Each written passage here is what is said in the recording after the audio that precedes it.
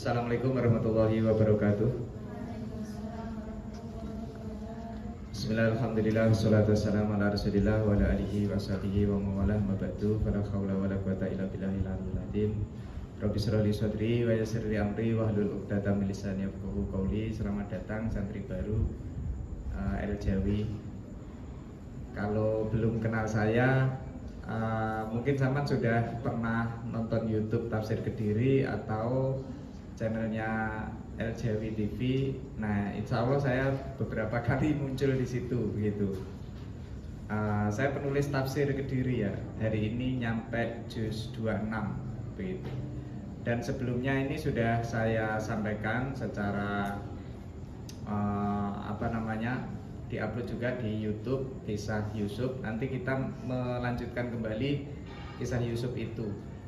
Saya spill sedikit ya, karena lanjutannya di ayat 10, nanti kalau nutut sampai ayat 26 begitu. Nah, saya spill sedikit, saya ulang kisah Yusuf itu. Yusuf itu adalah orang yang mencapai karir dan karirnya gemerlang, cuma tidak mengorbankan orang lain. Nah, kebanyakan politikus itu kalau ingin naik ke puncak itu ngikuti kancane. Nah, Yusuf tidak begitu. Yusuf itu politiknya cantik. Berawal dari sebuah mimpi. Dia mimpi melihat 11 bintang, matahari dan bulan bersujud kepadanya. Inni ra'aitu ahada asyara kaukaba wasyamsa wal qamara ra'aituhum li sajidin. Lalu kemudian karena Yusuf itu dekat dengan bapaknya, dia menceritakan itu ke bapaknya. Tapi bapaknya berpesan seperti apa? La taksus ru'yaka ala ikhwatika. Ojo mau cerita nih konco-koncomu. Jadi begini pelajarannya teman-teman. Tidak semua apa yang kita lakukan, apa yang kita alami itu diceritakan orang lain. Begitu, itu bisa menjadi blunder loh bagi kita. Makanya ada banyak hal yang sebenarnya urusannya pribadi, kemudian karena diposting itu menjadi panjang urusannya. Begitu. Karena itu urusan-urusan yang serba pribadi itu tidak usah dicerita nih. Begitu. Nah, pesannya bapak juga begitu. Bapaknya Yusuf namanya Nabi Yakub. La taksus ru'yaka ala ikhwatika fayakitulah kakaita. Nah, kemudian mimpi itu bocor dan saudara-saudaranya itu menjadi berniat jahat. Yang awalnya baik-baik saja begitu, karena kasih sayang bapak itu terlimpah ke Yusuf, mereka itu merasa coro mangan nolek bagian titik gitu ya. Kalau makan itu hanya kebagian sedikit karena yang banyak itu ke Yusuf.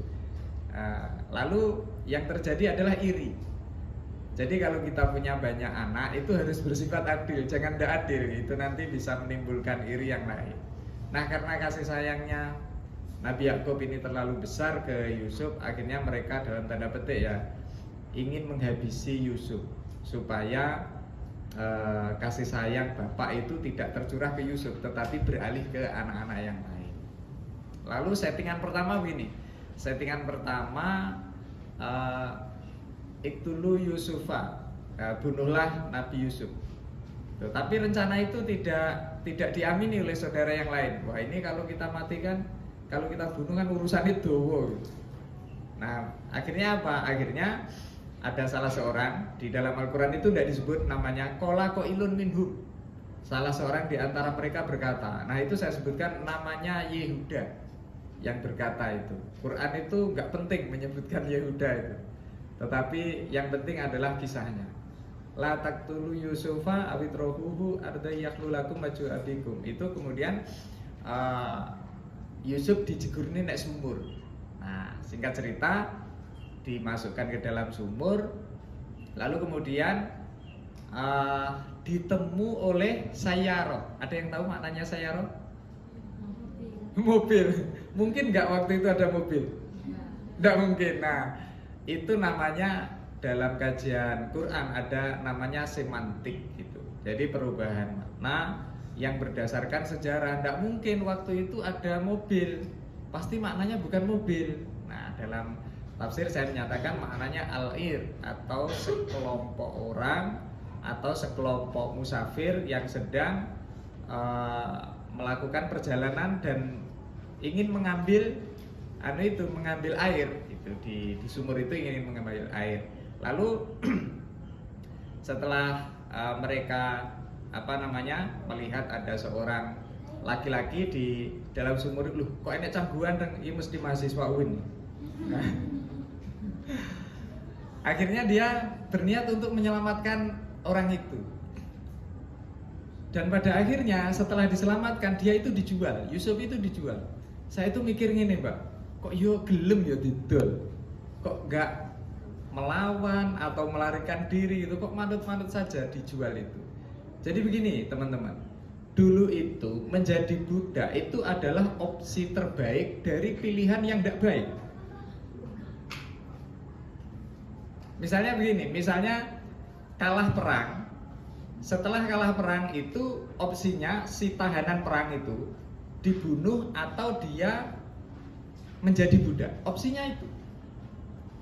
Itu karena dua-duanya gak enak, maka Yus milih yang penting diurip gitu aja. Yes, gak apa-apa aku dijadikan budak, yang penting tidak dibunuh. Nah, Yusuf itu kalau dia tidak mau dijadikan budak, oh itu Yus nek jero sumur ae gitu. Aku wegah nyelametne awakmu. Nah, akhirnya dia diselamatkan dan setuju juga, akhirnya dijual. Kok yo gelem, aku kadang ngangen kok yo gelem itu. Karena itu adalah pilihan sulit dari pilihan yang tersulit, kira-kira seperti itu. Dijual, lalu dijual itu begini. Nah, kita masuk di ayat 19 dulu ya. Waja'at sayyaratun fa'arsalu waridahum fa'adalla dalwa. Datanglah sekelompok musafir, mereka menyuruh seorang mengambil air lalu dia menurunkan timbanya. Wasaruhu bidoa. Kemudian, kok enek cah ganteng. Nah, itu yang saya sampaikan tadi. Lalu kemudian apa? Wallahu alimum wasaruhu bidoa. Kemudian mereka menyembunyikannya. Anda tahu? Anda pernah nggak nemu barang berharga? Pernah. Dan kita itu berniat untuk menjual barang berharga itu. Nah, kalau kita berniat untuk menjual barang itu mesti didelik nih, betul nggak? Iya, karena apa? Karena ingin untungnya itu. Wah, ini lumayan kan HP. Padahal HP itu ada pemiliknya, misalnya gitu. Nah, itu pasti disembunyikan. Ternyata pola seperti itu tidak hanya sekarang. Ya sejak dulu gitu, orang kalau niat jahat atau niat gak baik itu ya disembunyikan kayak gitu. Lalu setelah Yusuf itu disembunyikan, kemudian wasarauhu bisamanin bahsin. Lalu Yusuf itu dijual dengan harga yang murah. Rumusnya gini teman-teman, barang itu kalau harganya di bawah standar biasanya barang gak benar. Nah, taruhlah HP umumnya harganya 1 juta. Ini kok dijual 500.000 loh. Kayak kok HP nggak kena. Misalnya kayak gitu. Nah, Yusuf juga begitu. Karena ini barang temuan, wah daripada urusan itu mending kita beli dengan harga murah. Quran itu menyebutkan wasarohu bisamanin bahsin. Dan dia menjual Yusuf dengan harga yang murah. Nah, makna bisamanin bahsin darohima itu ada banyak tafsir. Yang pertama, maknanya adalah harganya di bawah standar tadi. Itu yang pertama. Yang kedua, maknanya adalah 20 dirham. Dirham itu ada yang tahu nggak? Mata uang terbuat dari perak. Nah, kalau dirham itu dari perak, kalau dinar itu dari emas. Nah, ada yang mengatakan 20 dirham. Ada yang mengatakan 22 dirham. Ada yang mengatakan 40 dirham. Pertanyaannya begini, Pak, kok beda-beda? Sebenarnya yang benar mana? Yang benar itu ya Qur'annya, bisa manin bahsin itu. Anapun tafsir itu ya subjektif, Mbak. Begitu. Dan Anda tidak perlu risau dengan perbedaan pendapat, karena perbedaan pendapat itu biasa. Yang luar biasa perbedaan pendapatan. Bisa manin bahsin dengan harga yang relatif murah atau di bawah standar. Wa kanu fihi minaz zahidi. Lalu setelah dijual dengan harga murah, pertanyaannya siapa yang membeli, kan begitu. Nah, yang membeli itu begini. Wa qala alladziz tarahu min misra limraatihi akrimi maswai. Asa ayang fa'ana aw natakhidahu walada. Yang beli itu namanya ada yang tahu enggak? Ada yang tahu? Quran tidak menyebut nama. Quran hanya menyebut mim misro. Mim misro alladzi tarohu mim misro limroatihi. Jadi seseorang, nah gitu ya, yang ada di Mesir itu. Nah, di dalam tafsir itu namanya ini, namanya Kitfir. Gitu. Namanya Kitfir. Kitfir itu Perdana Menteri Mesir. Cara saiki mungkin yo kaya kalau Perdana Menteri itu kalau di Indonesia kan bukan Perdana Menteri ya. Perdana Menteri itu kan Malaysia. Mahathir Muhammad misalnya kalau di Malaysia. Atau kalau di sini itu wazir ya atau menteri, setara itu. Yang membeli itu menteri. Nah, menterinya itu Kitfir namanya. Kitfir itu punya istri. Istri ini yang nanti akan menjadi cerita cukup panjang di kisah Yusuf. Yang terkenal namanya siapa? Nah, Zulaikha. Sebenarnya di tafsir itu bukan hanya Zulaikha. Maknanya banyak di tafsir itu. Misalnya gini, yang pertama maknanya itu Ro'il. Ro'il. Itu bukan hanya Zulaikha, tapi ada yang mengatakan maknanya Ro'il. Jadi Zulaikha itu ya sebagian pendapat saja, dan karena banyak orang yang menceritakan akhirnya ya wis lah kondangnya Zulaikha ya Zulaikha gitu aja. Nah, sebenarnya ada makna lain namanya Ro'il. Nah, dia kenapa mengambil anak atau bahasa Jawanya apa? Bukan anak asli diadopsi, anak angkat. Kalau Jawa itu anak pupon, gitu ya kalau bahasa Jawanya itu. Dia mengambil anak angkat karena memang si Zulaikha ini menikah tetapi tidak memiliki anak. Gitu. Wa kadzalika makanna li Yusufa fil ard. Nanti Yusuf itu akan menjadi orang yang hebat. Nah, gitu aja singkat cerita. Walamma balagha asyuddahu atainahu hukma wa ilma wa kadzalika najzil muhsinin. Nah, tiba-tiba Yusuf itu dewasa. Jadi Quran itu kayak ceritanya SpongeBob. A few moment later. Nah, gitu. Jadi tiba-tiba dari tadi pagi dari nemu itu di dalam tafsir itu saya menyatakan usia Yusuf saat itu sekitar 12 tahun. Quran tidak menyatakan umur. Itu, tetapi tafsirlah yang menyatakan umur. Waktu dijual, waktu dijegurne sumur, itu umurnya sekitar 12 tahun. Nah, lalu kemudian di saat di cerita walamma balagha asyuddahu itu ada tafsir mengatakan umurnya paling rendah itu 18. Paling rendah.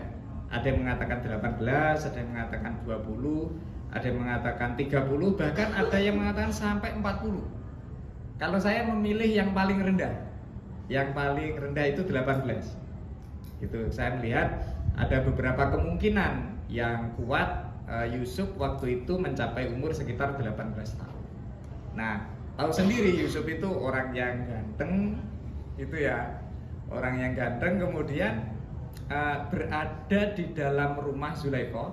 Zulaikha itu saya mohon maaf ya menyampaikan agak vulgar. Zulaikha itu orang yang menikah tetapi tidak merasakan pernikahan. Begitu. Karena suaminya itu impoten. Wakila bukan impoten tetapi tidak bernafsu kepada cewek. Jadi pernikahannya Zulaikha itu pernikahan status. Begitu. Goro-goro genjo dibully kancane gitu ya. Daripada gak rapi mending rapi. Nah, kayak gitu. Kira-kira posisinya seperti itu kondisi Zulaikha. Jadi selama dia menikah itu tidak merasakan pernikahan. Gitu. Nah, akhirnya apa? Akhirnya karena suaminya ndak punya hasrat kepada wanita, maka Yusuf itu kalau sudah dewasa, dan itu bayangkan satu rumah, ya satu rumah, kemudian nikah lama tapi tidak merasakan pernikahan, dan di dalam rumah itu situasinya aman, situasinya sangat kondusif gitu, karena omai dewe, begitu. Di situ ada Yusuf. Waro wadat hullati huwa fi baitiha an nafsi wa ghallaqatil abwa. Kemudian perempuan yang dia dalam kurung Yusuf tinggal di rumahnya menggodanya. Al-Quran itu menyebutkan waqalat haytalak, wahai Yusuf kemarilah. Nah itu haytalak itu ucapan mesra yang mengandung ajakan untuk berbuat nggak genah. Kira-kira seperti itu. Itu haytalak.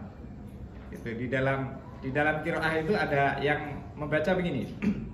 Ada yang membaca hitulak. Ada yang membaca hitulak dalam salah satu qiraah. Itu maknanya aku telah bersiap untukmu. Gitu. Jadi maknanya aneh-aneh. Haytalak itu ucapan yang mengandung ajakan untuk berbuat nggak jelas gitu. Lalu setelah Yusuf diajak kayak gitu, itu dia menjawab begini, qala ma'adallah, aku berlindung kepada Allah, innahu rabbi ahsana maswai, tuanku itu sudah berbuat baik kepadaku. Maksudnya kitfir itu sudah memperlakukan Yusuf itu dengan baik. Ya diweki mangan, ya diopeni sing apik, masa melakukan kejahatan terhadap istrinya, kan namanya kalau kita apa namanya? Air susu dibalas dengan air tuba. Begitu. Jadi Yusuf itu nggak mau kayak gitu. Saya nggak mau lah. Tetapi itu ucapan. Tetapi itu hanyalah ucapan. Aslinya atine apa yang ngono? Enggak, Mbak. Begitu. Aslinya atine enggak. Karena apa? Karena lanjutan ayatnya memberikan ruang. Walaqad hammat bihi wa hamma biha. Nah, Zulaikha, maaf saya maknai ya agak enggak genah gitu ya. Walaqad hammat itu Zulaikha itu enggak kuat ngempet. Begitu. Wa hamma biha, Yusuf pun aslinya ya ngono. Podo ae ternyata. Nah, di dalam Quran itu ada kaidah namanya at-taqdim wa ta'khir. At-taqdim wa ta'khir itu apa yang didahulukan itu menjadi salah satu yang dominan dibanding yang disebutkan belakangan. Dalam hal ini yang lebih dominan itu adalah Zulaikha karena dia pemicu. Zulaikha itu pemicu. Mengapa saya sebut pemicu? Karena dia walaqad hammat dulu. Walaqad hammat bi. Wa hamma biha. Yusuf pun juga gak kuat ngempet begitu. Laula arra'a burhana rabbi, ketika Yusuf itu tidak melihat burhannya Tuhan, kadzalika linasrifa husu awal fahsya, maka akan terjadi su itu mukaddimah, fahsya itu tendangan penalti tanpa penjaga gawang. Itu namanya fahsya. Jadi kalau Yusuf itu tidak melihat burhannya Tuhan, maka akan terjadi su dan fahsya. Begitu. Burhan itu maknanya apa? Dalam tafsir itu panjang sekali maknanya. Yang pertama, burhan itu maknanya adalah Nabi Yusuf itu melihat di atas langit-langit rumah itu ada kalimat wala taqrabuz zina. Begitu. Itu makna pertama. Makna kedua, ketika ada kejadian seperti itu, Yusuf itu ingat bapaknya. Yang ketiga itu ya eling lek kabeh sing dilakoni kuwi Gusti Allah roh. Nah, karena itulah akhirnya Yusuf bisa mengendalikan diri. Ada salah satu tafsir saya sering menceritakan, namanya tafsir Khazin. Tafsir Khazin itu ada banyak cerita-cerita Israiliyat dan kebenarannya perlu dikonfirmasi ulang ya, perlu dicek ulang gitu. Nah, di dalam tafsir Khazin itu mohon maaf saya menyebutkan redaksi Arabnya tanpa saya terjemahkan karena kalau diterjemahkan vulgar. Jadi kondisinya itu sudah irsalus sarawil. Begitu. Kondisinya sudah seperti itu. Kemudian wajalasa baina rijlaiha. Sampai segitunya cerita di tafsir Khazin dalam menafsirkan walaqad hammat bihi wa hamma biha. Yusuf itu Zulaikha itu wis gak kuat ngempet, Yusuf juga begitu. Nah, adegannya di dalam tafsir Khazin itu luar biasa. Aku kok yang ngangen-ngangen, masa seorang nabi sejauh itu begitu. Tentu itu perlu dicek ulang data yang disampaikan oleh Khazin. Innahu min ibadinal mukhlasin. Sesungguhnya Yusuf itu adalah hamba-hamba kami yang suci, hamba-hamba kami yang bersih. Kalau saya secara pribadi, apa yang disampaikan Khazin itu kurang tepat. Karena apa? Karena pertama Nabi itu maksum, terjaga dari dosa. Yang kedua, lanjutan ayat itu tidak memberikan ruang untuk dimaknai sampai semesra itu di dalam kamar. Begitu. Jadi apa yang disampaikan Fauzin itu kurang tepat begitu. Kemudian setelah di dalam kamar sudah dikunci, kedua-duanya itu sama-sama pingin, yang terjadi adalah wastabaqul bab. Jadi Zulaikha itu betul-betul kuncinya itu setelah dikunci, kuncinya itu dibuang. WRP pelayunya nanti. Kayak gitu.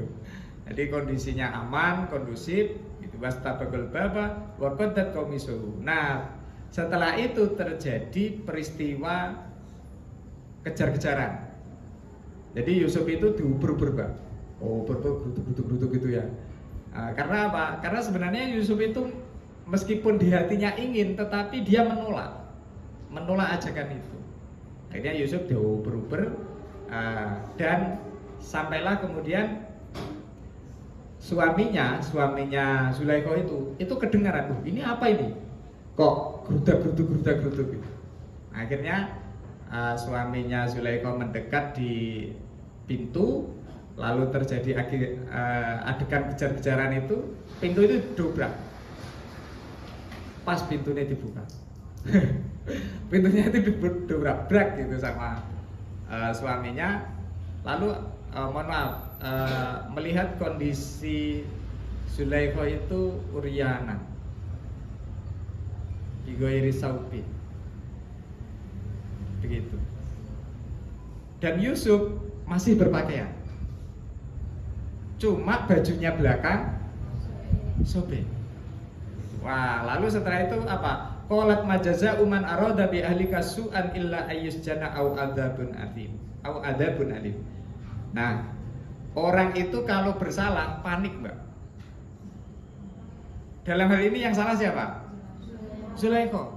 Wes pokoknya ngomongnya akeh panik, itu yang bersalah itu. Indikasi yang bersalah karena orang itu kalau benar tenang, Mbak. Meskipun dia kondisinya seperti itu, Yusuf itu meyakini wah itu tidak salah begitu. Maka yang panik adalah Zulaikha.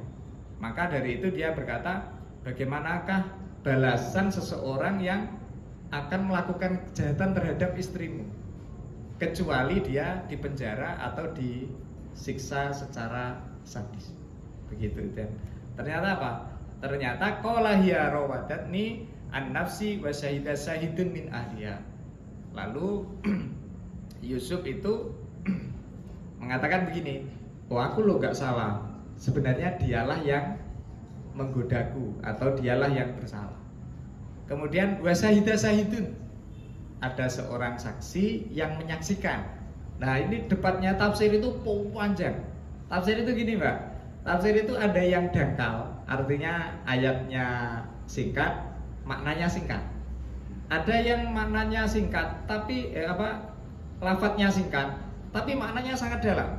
Nah, salah satu yang sangat dalam itu wasahida sahidun, dan seorang saksi yang menyaksikan. Ini maknanya satu. Ada anak kecil yang ada di ruangan itu, ada seorang bayi, dan bayi itu tiba-tiba bisa ngomong, "Kae lho sing salah." Nah, gitu. Itu ada riwayatnya itu yang seorang bayi itu. Gitu. Yang kedua, wasahida sahidun itu adalah keluarga dari suaminya Zainab. Siapa? Zulaikha. Suaminya, keluarga dari suaminya Zulaikha. Tapi kalau saya di tafsir Kediri itu tidak begitu. Nah, saya di tafsir Kediri menyampaikan wasahida sahidun itu maknanya adalah saksi ahli. Sama mungkin dulu pernah ngikuti nggak kasus kopi sianida? Ya, Jessica. Nah, Jessica ya. Kopi sianida itu. Sama ngikuti nggak ketika yang dihadirkan itu saksi ahli? Nah, saksi ahli itu orang yang tidak menyaksikan kejadian, tetapi dia akan menghukumi berdasarkan keahliannya. Itu namanya saksi ahli. begitu. Jadi kalau misalnya ada racun tertentu dimasukkan ke dalam tubuh dengan dosis sekian, itu kira-kira mati enggak? Nah, itu namanya saksi ahli. Begitu. Kalau bukan saksi ahli, itu namanya ya saksi mata. Begitu. Nah, dalam hal ini yang menyaksikan itu bukan saksi mata tetapi saksi ahli. Kalau saksi mata jadi lucu enggak? Masa di kamar itu adegan sebegitu mesranya ada orang yang lihat gini, kan nggak asik gitu ya. Jadi kalau saya menyatakan wasyahidah syahidun itu bukan saksi mata tetapi dia saksi ahli. Ingkana komisu, apa buktinya kalau dia saksi ahli? Ingkana komisu kudda min kubulin fasodakot. Jika bajunya koyak di bagian seorang saksi dari keluarga perempuan itu memberikan kesaksian, jika bajunya koyak di bagian depan, perempuan itu yang benar. Logikanya gimana? Logikanya gini, Pak. Yusuf itu seret, nggak sabar bajunya dibuka. Itu logikanya. Kalau bajunya sobek di bagian depan, maka yang benar adalah si cewek. Begitu. Tetapi sebaliknya, wahwa minal kadibin, dan Yusuf termasuk orang yang benar. Tetapi kalau yang koyak adalah bagian belakang, maka yang benar adalah Yusuf, dan perempuan ini yang bersalah, begitu, atau orang yang ingin berbuat jahat. Maka kemudian disimpulkan ternyata yang sobek adalah bagian belakang. Itu artinya si wasyahidah syahidun itu, orang yang menyaksikan itu, saksi itu bukan saksi mata, tetapi saksi ahli. Kalau dia saksi mata, ngapain melakukan analisa? Kalau yang sobek adalah bagian depan, yang benar Zulaikha. Kalau yang sobek bagian belakang, yang benar adalah Yusuf. Kalau saksi mata kan tinggal bilang, kuwi lho sing makonian, begitu. Kalau saksi mata, sesimpel itu kalau saksi mata.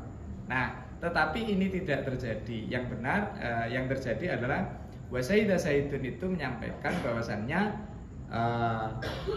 Yusuf dalam posisi ini benar karena yang sobek adalah bajunya yang bagian belakang. Apa pelajaran berharga dari kisah yang saya sampaikan ini? Pertama gini, Mbak, kelebihan yang kita miliki itu, dalam hal ini Yusuf ya, wong ganteng itu di satu sisi adalah berkah, karena jarang orang dikasih ganteng kayak gitu. Tetapi di sisi yang lain, gantengnya itu atau berkah itu juga menjadi salah satu ujian. Betapa banyak orang yang kaya atau punya harta tetapi tidak mampu membendung egonya, kemudian menggunakan harta yang dia miliki itu untuk hal-hal yang negatif. Berapa banyak pula orang-orang yang ganteng atau cewek yang cantik kemudian mohon maaf dia mencari uang dari kecantikannya itu. Gitu. Nah, kita harus mengambil pelajaran dari situ dalam kisah Yusuf ini, bahwa tidak selamanya sebuah anugerah itu menjadi anugerah. Dia di satu sisi akan menjadi ujian. Nah, siapa yang melewati itulah yang akan sukses. Dalam hal ini Yusuf itu cukup sederhana, diem aja dia, nggak ngapa-ngapain. Nah, setelah itu yang terjadi adalah Yusuf malah di penjara. Wes pokoknya musuh penguasai repot. Karena apa? Yang bener pun bisa dipenjara begitu. Dan Zulaikha bebas.